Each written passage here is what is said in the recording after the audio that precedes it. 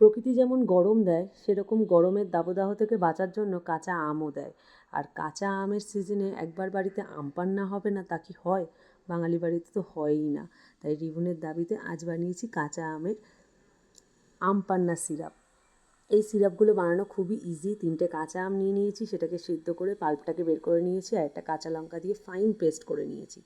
এবার কড়াইতে এটা দিয়ে দেবো। দেওয়ার পরে না পরিমাণ মতো জল দিয়ে দেবো। দিয়ে এটাকে একটুখানি ডাইলেট না করলে কিন্তু কড়াইয়ের সাথে লেগে যেতে পারে।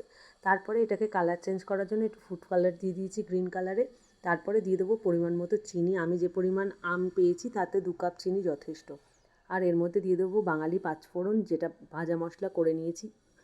দিয়ে এটাকে ফুটিয়ে নেওয়ার পরে কিছুটা আমচুর পাউডার বা চাট মশলা যে কোনো একটা ইউজ করতে পারো, আর সঙ্গে একটুখানি বিট লবণ দিয়ে দিলেই রেডি হয়ে যাবে টেস্টি স্পাইসি আম পান্না সিরাপ। অবশ্যই বাড়িতে ট্রাই করো আর জানিও কেমন হয়েছে।